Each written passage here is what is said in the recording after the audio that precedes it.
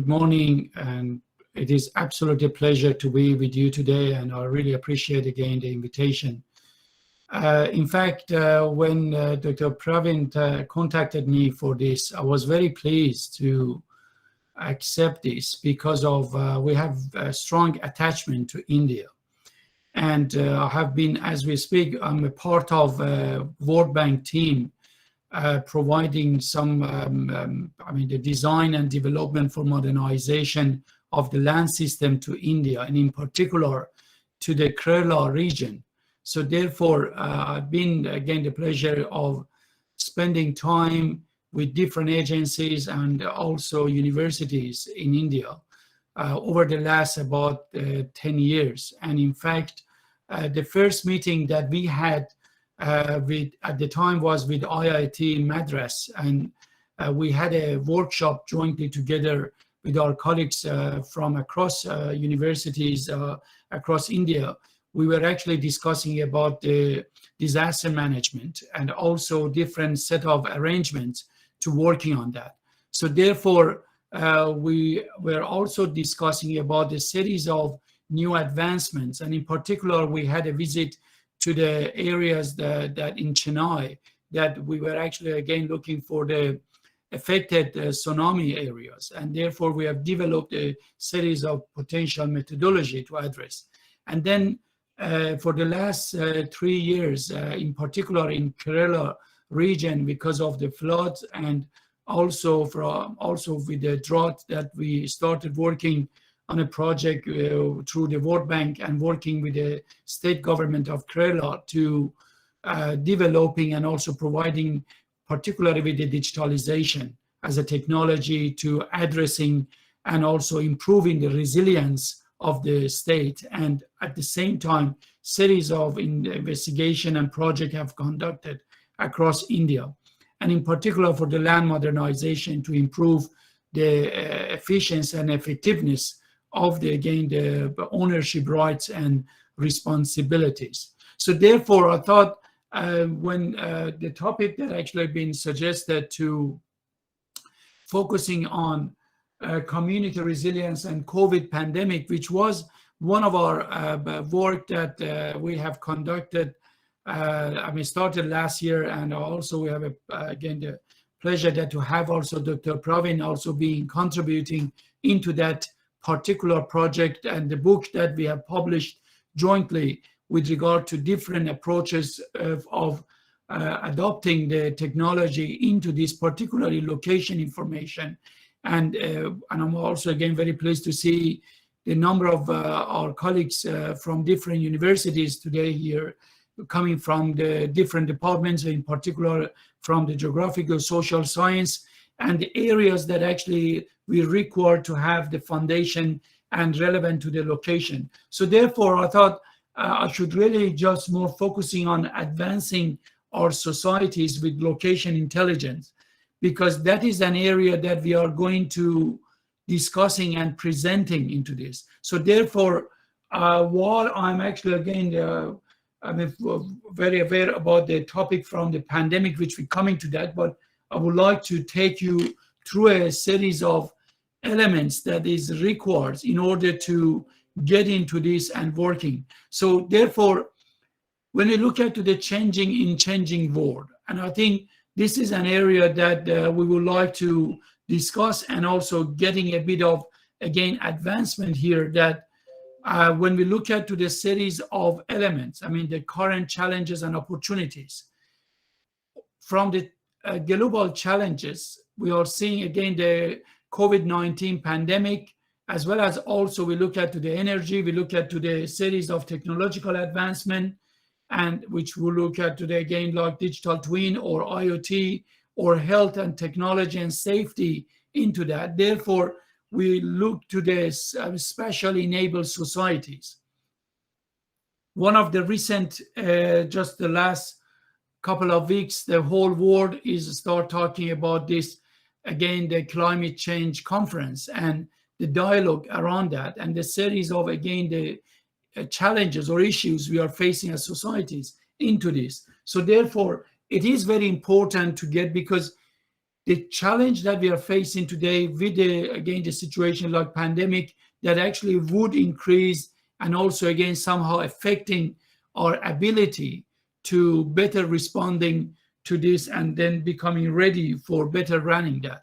So therefore, at the same time also we see a number of global perhaps frameworks or strategic that have been introduced and we see every day. And again, I'm very pleased to be talking to you as our colleagues that in academia, that how we need to look at and setting ourselves in order to responding to the societies in that sense. And also again, setting ourselves aligned with the latest changes in the market.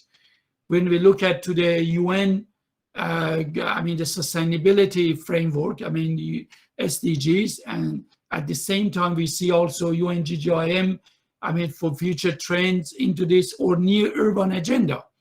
We see again from UN perspective, the series of changes in the urban system. And then when we look at to the reporting of the UN from the Sustainable Development Goals and series of indicators, which are majority of them are behind of a schedule that when they put forward for 2030 agenda. At the same time, we look at to the series of engineering change, which we also need to look at, and also the reform priorities. We're also going through that. Smart sustainable strategy is the one that in our university, as part of my role as a director of this developing strategy, how we should as a university and faculty to addressing that. This is the recent work that I've been developing for our faculties.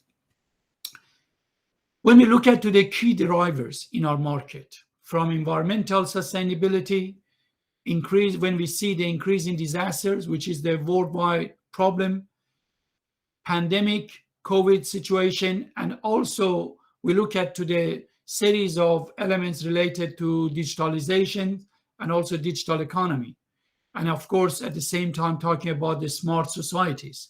And in particular, when we look at to the very dense environment, in fact, Kerala was as a second density of the population perspective. And then we look at to the cities and also seeing that how we can improve the resilience status of the communities in that sense. So therefore, we need to look at to the public safety and series of elements into this.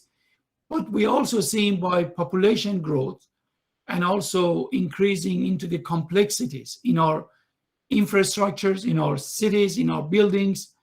And at the same time, we're also facing aging infrastructure. That is also, again, affecting our ability to be efficient and effective in that sense. We also look at to the Industry 4.0 and also technological trends. And then we look at to the series of advancement into the connected, automated, and shared services. And I think this is, again, another dimension we need to look at, and also IoT, AI, and also artificial intelligence, and also into the augmented reality, and also better sensing of the information. And also we look at to the 3-dimension, 4-dimension, or we call it as the ND dimension into this. So therefore, there are a series of elements we need to look at. But the bottom line is about land, people, and sustainability. And I think this is very important piece of information, because when we look at to the land and people, we also see series of elements associated with, for example, the sources from the climate change, from the also, again, the situation which is related to the pandemic, but how the relationship between humankind to land, and then ability to making the elements that would address this kind of situation is very important. Therefore, location as an enabler, which is about the location information linking actually us to the where we are and also what we are doing. And I think this is a very crucial element that we need to pay attention to. So in this context, we are seeing that the future is a smart, connected, and sustainable.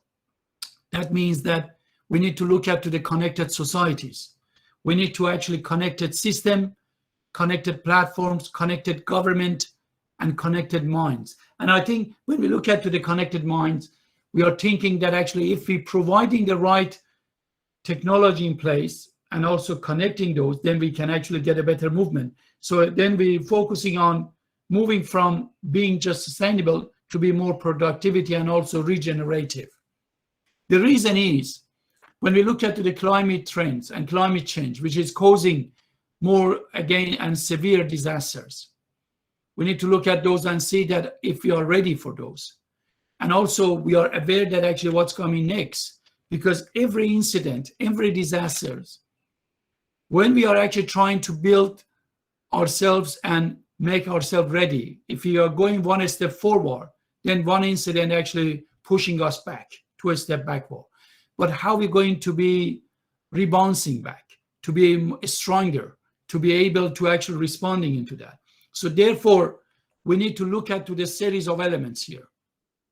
And this is again with the situation which is happening and also affecting, for example, like the COVID, then we can see that things actually started moving more and fast into that context.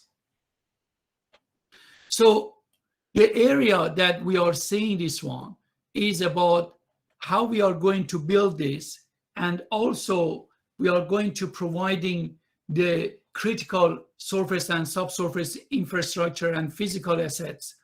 And majority of our infrastructures, from buildings, roads, bridges, rails, tunnels, and everything is going through that from the, because they're all backbone of our productivities.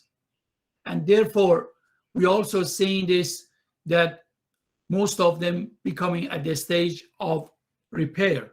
So we need to look at those. Therefore, we need to look at to the complex urban environment, urban setting that actually we can make. So therefore, it is important that how we are looking for this complexity in our urban and also in our system, in environmental system. But we see the lack of ecosystem of open, harmonized, interoperable information model and also data set across land, built environment, natural environment. So therefore, it is very important to understand and see how we can provide and readiness to be better dealing with this.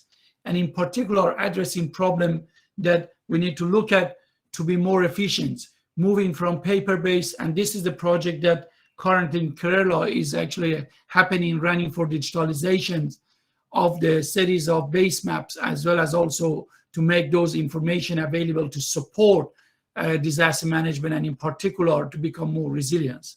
From 2-dimension to 3-dimension and plus, going from silo-based to integrated approach, going to be from isolated to the accessible environment, standardized and also trusted type information. So therefore, we need to look at with the demands in the new infrastructure in all sectors by growing populations, combining the impact of climate change and aging infrastructure. That's required to develop a new system to deliver sustainable resilience and also cost-effective infrastructure.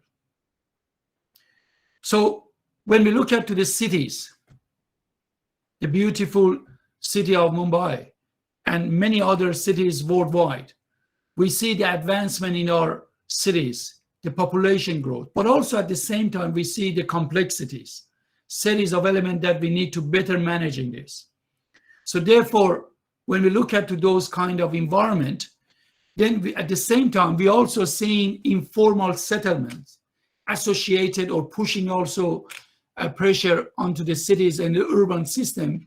But at the same time, when we look at to the resilience and community resilience and improving this, and how we're going to really managing, in particular when we are dealing with disasters, how much knowledge we have about those informal settlements, how we're going to really managing this environment. So therefore, we started looking for a series of elements. And in that context, we have different approaches, different elements, from data, again, collections to analytics, and also to communication, to visualizing elements into that by different techniques. So therefore, we need to look at those kind of elements to see how we driving this. If we go from a journey that we move from paper-based to digital form, to the digital environment, to the 3 dimensions, into the high definition live data feed, into the indoor information, into the digital twin. So therefore, my message today is we need to make sure that we are preparing our next generation of practitioners, our students, or again, we have a very, the honor type position and role to be part of the preparation of next generation of these practitioners. So therefore, preparing our students that they are ready to join to the market with the all latest technology that they have to have, and also information that would actually assist them. And in fact, this is what I was very pleased when I look at today, the colleagues that today are attending this session, coming from different backgrounds, but are all related. And I think we can leverage off this. And my humble also request is to we work together, we develop partnership, and also providing actually a solution or doing a prototyping series of elements to assisting our wider communities, and then engaging our students, and also, of course, our colleagues across different universities to collaborating to delivering this, because the bottom line is data. And this is the one that we look at to the technology and societal, that it is about how we're driving the data ecosystem. We see that many countries, many jurisdictions starting working on developing series of roadmaps, that how they're going from local to the global level. So therefore, this is the snapshot of some of those elements that we have been involved in to developing those. And as we speak, we have been working again with different countries, and currently we are actually doing this roadmap for Indonesian government and also implementation of that. The last item, which is the solid ground, is the one that World Bank, we were actually partnering with World Bank for this investigation and development. And in fact, India was one of the 10 countries that we have done the case studies into. And then we have expanded that one and went to the 25 countries. And all of those materials are available digitally, which you can actually find from our website or from different, again, related to the platform. Through that work, we have also developed for the improving land resilience, a process that how we are going to improve this standing. Therefore, in order to do this, we develop what we call a land resilience matrix. This is the maturity matrix that actually we develop, which can be used as an index to measuring the resilience status. This is the one that our colleagues from India also have done the case study, contributed into this, and then we develop series of, and we test and vulnerabilities across the nation, and also understanding better about the challenges and issues relevant to the different jurisdictions in that. And then we develop, when we came up with this, what we call it about the maturity index at different levels. And now we're trying to expand that from to the 6 levels to better, again, having a more precise or at least direction that we can get into. So therefore, when we talk about the moving from, this is the journey that we can go together from the real world to the digital world, and in fact, into the digital twin. And the journey, what we see here is based on the project that we have conducted so far in different countries, we arrive into the minimum ratio of 1 to 4. Dollar investment would be $4 return. But it is not just about the financial stability into this, which has a strong evidence. It is about how we can afford to not have this. So therefore, it is something that, in fact, we were discussing with different government agencies, that now that the governments across India also now investing significantly in different digitalizations, let us we leverage off this. And in fact, series of, again, the technology providers and solution and talent, which you have, which in fact, many of the work across the world and including Australia, majority of the services coming also out of India.